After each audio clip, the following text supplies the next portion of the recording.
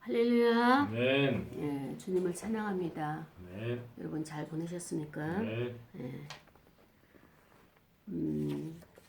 우리가 지난 한 주간 동안 이제 각자 흩어져서 사명을 잘 감당하고 오늘 이렇게 만났죠. 한 주 동안에 여러분들은 어떤 일이 있으셨습니까? 하나님께서 여러분들과 함께 하셨습니까? 우리의 모든 문제들이 현실적으로 일어나는 문제들이 우리의 생각의 열매들이에요. 근데 우리뿐만 아니라 이 사회가 점점 잔혹해가고 그 다음에 또 범죄 행위가 많아지고 그래서 우리 사회가 그리스도 안에서 거듭나야 되는데 그 거듭나기 위해서는 우리가 그리스도인이 먼저 거듭나야 되는 거예요. 이 사회가 악한 것은 거듭난 그리스도인들이 없다는 증거가 되는 거죠.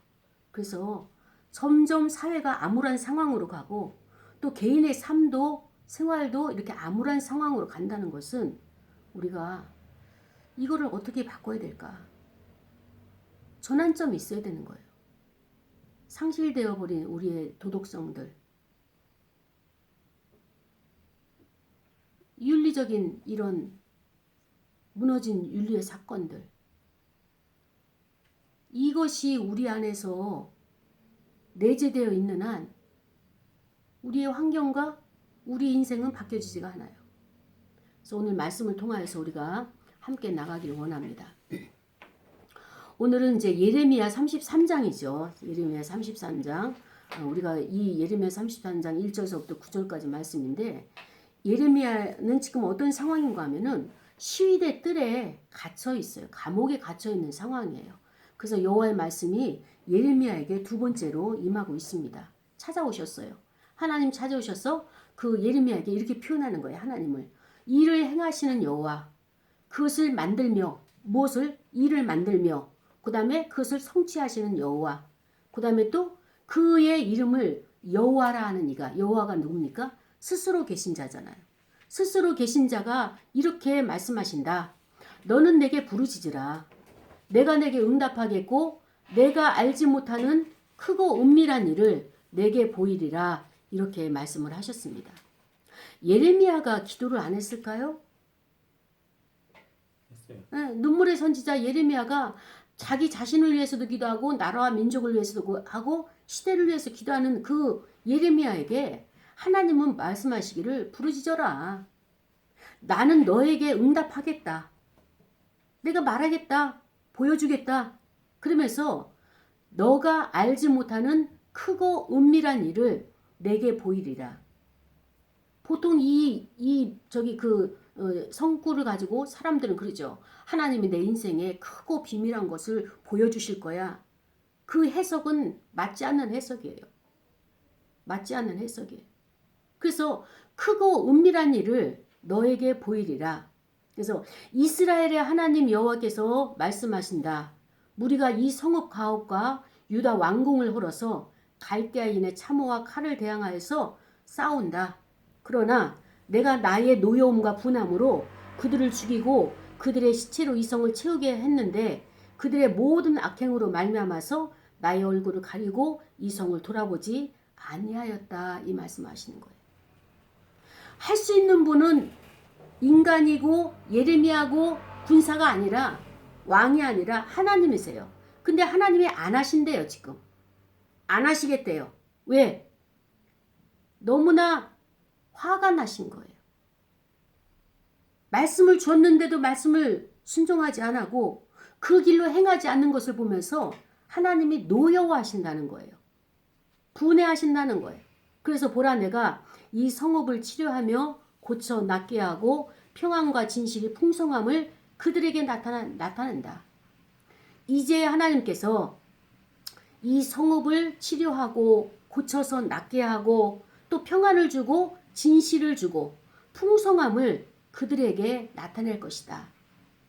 돌아보지 않았던 그 성읍에 나타낼 것이다. 그러면서 내가 유다의 포로와 이스라엘의 포로를 돌아오게 하여서 그들을 처음과 같이 세울 것이다. 내가 첫사랑으로 그를 사랑한 것처럼 그렇게 세울 것이다. 내가 그들을 내게 범한 모든 죄악에서 깨끗게 하고 정결케 하고 내게 범한 행한 모든 죄악을 내가 이제 사해 줄 것이다. 용서해 줄 것이다. 어떻게 할 때요? 어떻게 할 때? 부르짖을 때. 우리는 하나님 앞에 나가서 부르짖는 때를 맞이한 거예요. 그래서 이 성읍이 세계 열방 앞에서 나의 기쁜 이름이 될 것이며 찬송과 영광이 될 것이고 그들은 내가 이 백성에게 베푼 모든 복을 듣게 되고 내가 이 성읍에 베푼 모든 복과 평안으로 두려워 떨리라. 이렇게 말씀을 예레미야에게 주신 겁니다. 예레미야가 처한 상황과 우리나라가 처한 상황과 똑같아요. 거의 배경이 비슷합니다. 근데 중요한 것은 무엇입니까? 그 시대에는 예레미야가 있어서 기도하는 자가 있지만 우리의 시대는 기도하는 자가 있습니까? 기도하는 자가 없는 거예요, 지금. 이것이 안타까운 현실이에요. 하나님의 사회를 지금 진노하셔서 우리가 이렇게 어려운 가운데, 불안 가운데, 두려움 가운데 살아가고 있어요. 그 두려움은 뭐예요? 미래가 안 보이기 때문이에요. 경제가 무너지고 사회의 모든 체제가 지금 바뀌어지고 이게 보이지가 않는 거예요. 절망 가운데 있는 거예요. 그들에게 찾아오셔가지고 말씀하시는 게 뭐냐면은 예레미야는 지금 시위대 뜰에 감옥에 갇혀있지만 우리는 지금 사방이 감옥인 거예요. 사방이 감옥이에요. 내일을 어떻게 살아야 될 것이냐? 이 나라가 어떻게 갈 것이냐? 예측할 수 없는 상황 가운데 우리가 처해 있어서 다 막혀 있는 거예요. 모두가 정신을 바짝 차리고 살아가요. 다들 예민해요. 안정을 취하지는 못하고 있어요. 평안이 없어요. 하나님 앞에 죄를 범하게 되면 환경이 우리를 이렇게 몰아가기 때문에 살아갈 수가 없는 거예요. 대통령도 힘들어해요. 왕도 힘들어해요. 누구의 말을 들을지 신하들의 어떤 말을 들어야 될지 알지 못하는 분별할 수 없는 혼미한 시대를 지금 살아가고 있는 거예요. 그때 하나님께서 그 중에 예레미야를 어떻게 했습니까? 감옥에 쳐넣으신 거예요. 가장 나라가 혼란하고 인생 중에 어려울 때는 하나님이 감옥에 누시는 거예요. 철창 안으로 넣든가 보이지 않는 감옥 속에 갇혀있게 하시거나 왜? 하나님이 예레미야에게 말씀을 하셔야 되는데 이 땅에 하나님의 뜻을 전해야 되는데 모두가 분주하고 마음이 분산되고 안정이 안 돼가지고 들을 게 있는 자가 없는 거예요. 들을 수 있는 자가 없는 거예요. 그래서 하나님이 지명하여 부른 이 예레미야를 어떻게 합니까? 감옥 속에 시위대 뜰 감옥에 넣는 거예요. 왜? 거기서 하나님만 바라보라고. 하나님만 주목하라고. 그래야 하나님의 뜻을 받아낼 수 있죠. 그래 그 사회에 선포할 수 있죠. 지금 나라가 이 바벨론으로 끌려가는 나라예요.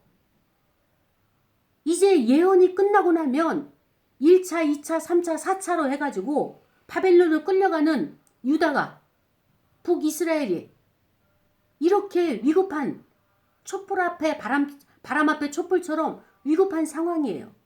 근데 모두들 이거를 못 느끼고 있어요. 위급함을 몰라요. 자기가 불에 대봐야지 알고 칼에 베봐야지 아픈 것처럼 그거를 경험할 때까지 지금 이 백성들은 둔한 거예요. 그리고 어떻게 되겠지라고 누군가 해주겠지라고 방심하고 있는 거예요. 하나님이 그토록 예레미야를 통하여서 이 나라가 망한다. 너희들은 바벨론으로 갈 것이고 거기 식민지 생활할 것이고 70년 있을 것이고 돌아와라 돌아와라. 그 전에 돌아와라. 이 일을 시행하기 전에 돌아와라.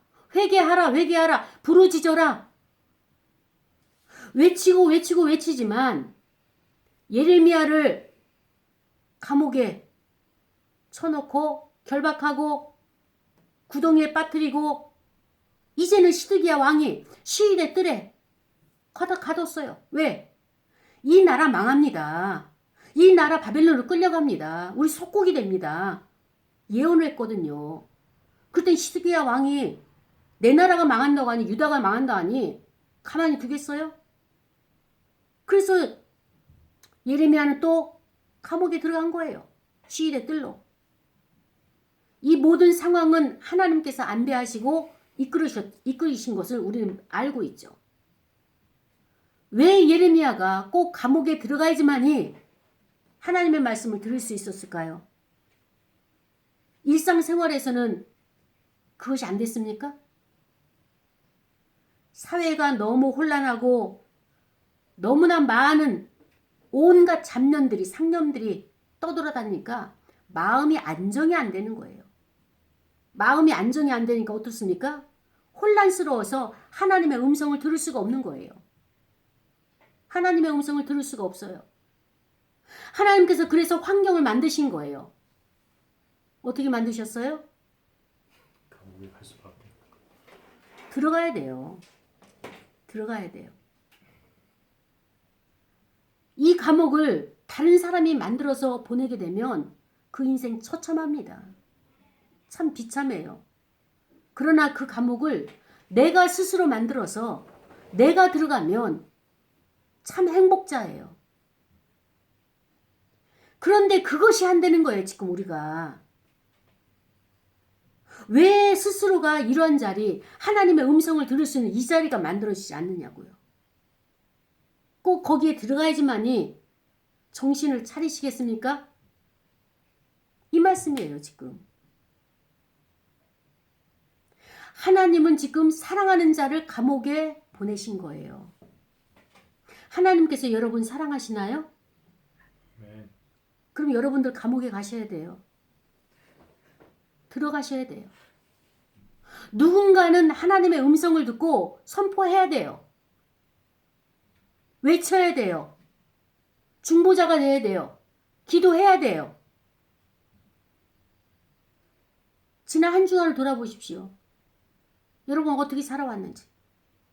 어떻게 사셨어요? 자기 만족에 자기 흥에 취해가지고 하나님과는 상관없이 기쁠 때는 노래가 나오지만 사람들에게 보이지 않으려고 온갖 치장에 분장에 회칠한 무덤 가지고 얼마나 나를 많이 표현했습니까? 하나님이 얼마나 예레미야를 사랑하시는지 예레미야에게 회복을 주시는 거예요. 근데 그 회복은 어디서 회복입니까? 감옥. 여러분들이 회복하면 어떻게 생각해요? 아, 하나님께서 나를 이제 축복의 통로를 잘 여시고 그 다음에 또 나에게 마음의 기쁨과 주변의 모든 것들 다 정리해 주시고 하나님이 나와 함께 하신 증거를 많은 사람이 특히 나를 괴롭히는 그 사람들이 나를 보게 하는 것을 회복이라고 생각하시죠. 그러나 하나님은 그 회복의 첫 단계로 하나님의 말씀을 받을 수 있는 장소를 찾으시는 거예요. 그 하나님의 말씀을 받을 수 있는 장소를 찾아가지고 거기서 하나님의 말씀을 들어야 돼요. 귀로 들어야 돼요. 눈으로 그분을 배워야 돼요. 그것이 회복이 시작되는 겁니다. 환경 회복? 아직 멀었죠. 하나님 만나는 이 자리 가게 되면 하나님이 그냥 만나주시나요? 여러분 안에 것이 다 토설되어 나와야 되는 거예요. 여러분의 생각들, 강한 자아들, 견고한 진들, 계속 자기 것을 주장하고 옛 경험을 가지고 경험을 살려고 하는 그 고집들, 이게 깨트려지지 않으면 시위대들 감옥에서 시간만 길어지고 고통만 길어지는 거예요. 스스로가 토설해야 돼요. 하나님이 지금 말씀하신 게 무엇입니까? 부르짖어라. 왜 기도하지 않니? 왜 부르짖지 않는 거야 지금? 너가 나에게 말하기만 하면 나는 내가 알고 있는 모든 것을 다 줄 준비가 되어 있는데 나는 지금 어마어마한 것을 지금 준비하고 있는데 크고 은밀한 일을 내가 통로자를 만들어서 세워서 너희들에게 보여줘서 너희들이 선포를 해야 되는데 내 앞에 엎드리는 자가 없어서 기도하는 자가 없어서 내가 이것을 보여줄 수가 없느라 이렇게 한탄하시는 아버지의 이 마음.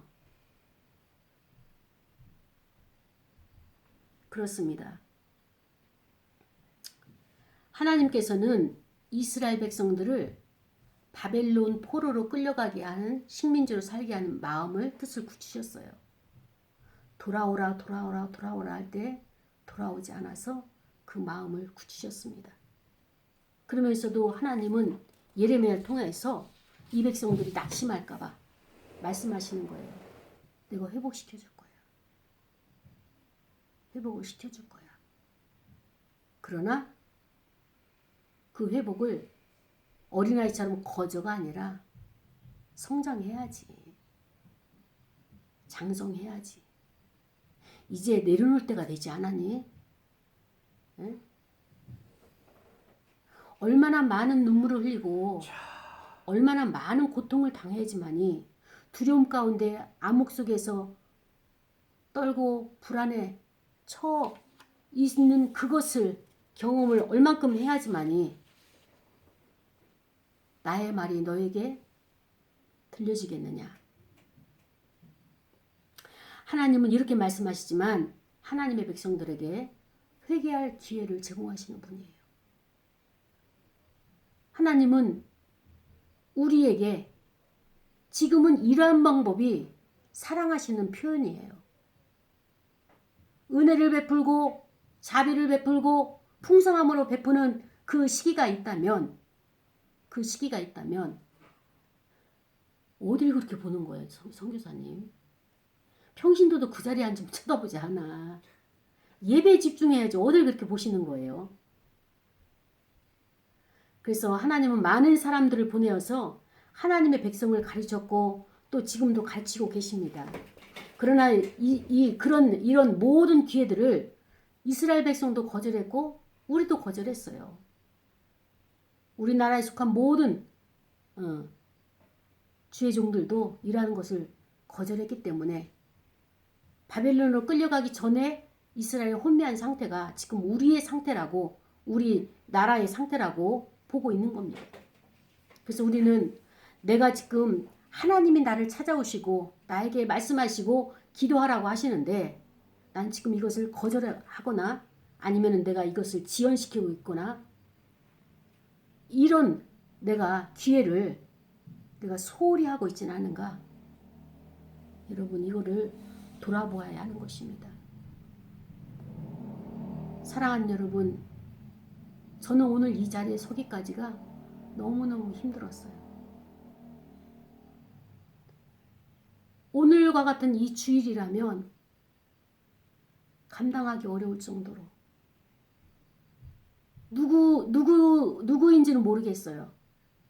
말씀을 준비하면서도 너무너무 고통스러워서 밤 1시간 넘어도 이 말씀이 안 나왔어요. 하나님은 우리를 향해서 지금 굉장히 고통스러워 하시구나. 고통스러워 하시고 계시구나. 이것만 알 수 있을 뿐 제게 밀려오는 이 모든 것들이 너무나 엄청난 것들이 밀려와서 이것을 어떻게 나눠야 될까?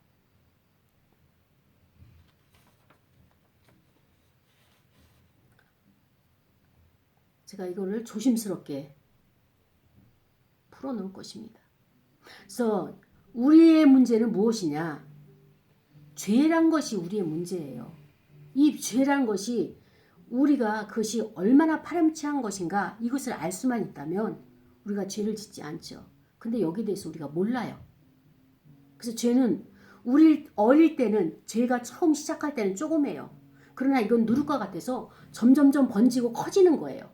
이것을 내가 내 안에서 처리하지 않으면 우리 생활 속에서 이것이 너무나 커져가지고 점점 커져가지고 지속적인 이런 영향을 주게 되기 때문에 이 죄가 내 안에 있게 되면 괴로운 거예요. 힘든 거예요. 그래서 첫 번째로 죄가 있으면 어떤 것이 문제냐? 하나님과 내가 단절이 되는 거예요. 이게 문제예요. 하나님은 하나님대로 계시고 죄는 죄대로 있으면 괜찮은데 하나님과 내가 단절이 되니까 내가 숨을 못 쉬겠는 거예요. 환경이 옥죄워가지고 답답하고 힘들고 그래서 이 하나님과 단절이 있으면서 그리고 또 어떻게 생각하느냐? 그 단절의 탓을 하나님에게 돌리는 거예요. 아무리 기도해도 나에게 응답하지 않으신다. 아무리 내가 하나님을 찾아도 하나님은 나에게 반응이 없으시다. 근데 결국 키는 뭐예요? 내가 나의 죄를 회개할 때에 그 하나님이 드러내시는 거예요. 우리가 방황하면서 하나님을 떠나갔을 때 언제나 하나님께서 우리에게 돌아올 수 있는 길을 열어놓으셨어요. 그 길은 오직 어떤 길이에요? 한 길이에요. 하나님은 우리를 주목해 보고 계시는 거예요. 너가 어떻게 범죄하고 있느냐? 어떻게 나를 거부하고 있느냐? 어떻게 나를 떠나가고 있느냐?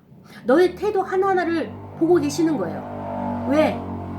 저가 이렇게 해서 나를 떠나갔거든요. 저가 이렇게 해서 나를 배반하고 나와 나의 뜻과는 상관이 없는 다른 길로 갔거든요.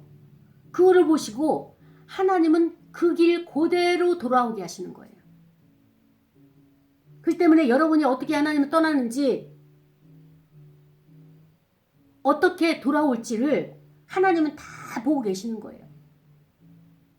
그래서 우리가 떠나갔던 길을 따라서 다시 되돌아와야 하는 것입니다. 이걸 안다면, 결론이 이걸 안다면 떠나야 되겠습니까? 떠나야 되겠습니까? 아니요. 꼭 떠나야만 합니까? 안 떠나고 고통도 안 받고 아버지의 마음을 아프게 안 하고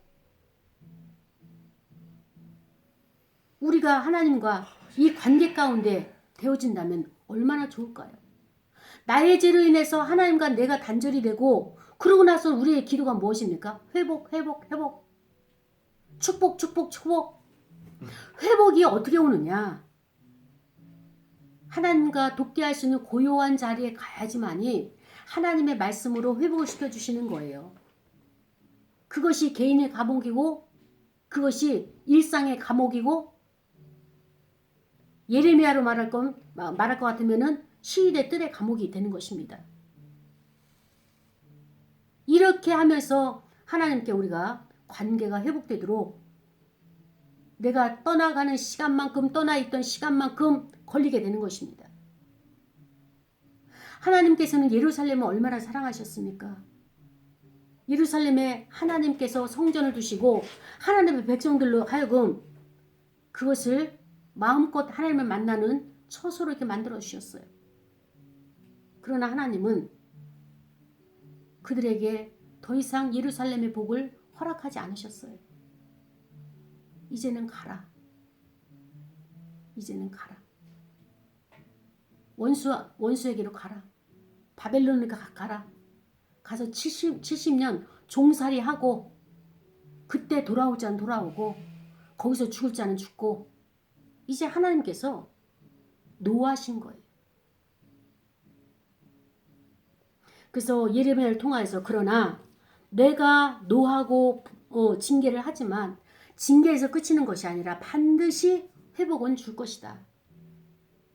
회복의 은총은 반드시 내가 징계를 했지만 그 징계를 싸매주고 그 다음에 회복의 길을 열어줄 것이다. 그러나 나를 떠났던 나의 말을 순종하지 않았던 거기에 대해서는 자기 범죄에 대해서는 하나님은 공의로우신 분이니까 말씀의 법대로 지켜야 되는 거니까 공의로우신 분이기 때문에 징계는 하나님의 사랑의 또 다른 표현이기 때문에 이렇게 하실 때 우리가 이때라도 돌아와야 되는 것입니다. 우리는 어떤 자가 되어야 하는가 하면은 죄를 짓는 우리에게 하나님이 이제 우리의 죄를 깨닫도록 해주시잖아요. 그리고 또 때로는 우리의 삶을 파괴하고 재앙으로 이거 흩으시기도 해요.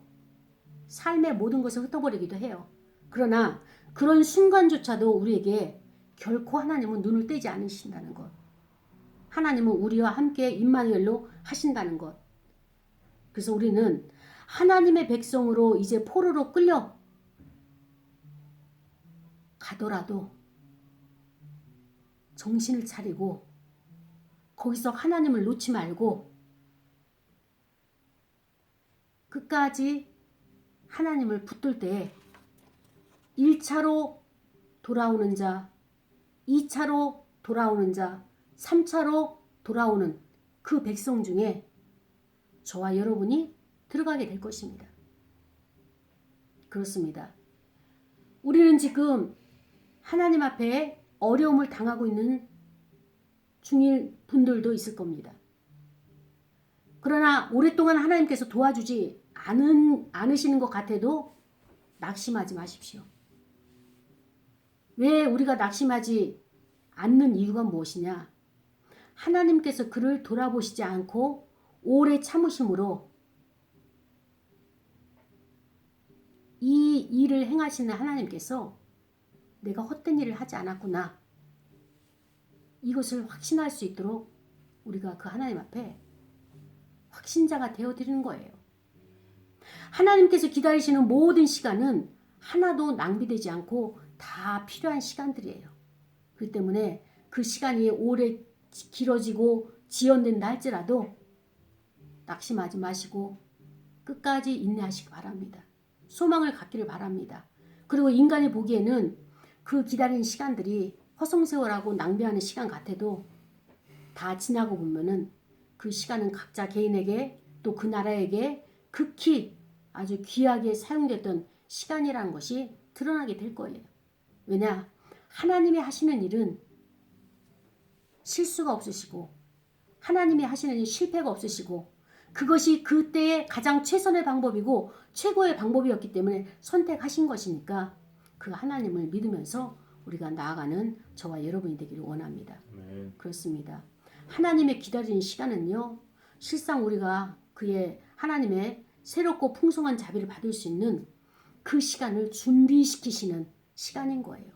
그래서 여러분이 하나님의 자비와 풍성한 은혜 이걸 받지 못했다면 우리가 이 기간을 통하여서 우리가 충분히 받을 수 있는 시간이 되어서 하나님께서 또 다른 기회를 주실 때에 놓지 않는 시간들 되기를 바랍니다. 이 시간에 말씀을 생각하면서 다 같이 통성으로 기도하시겠습니다.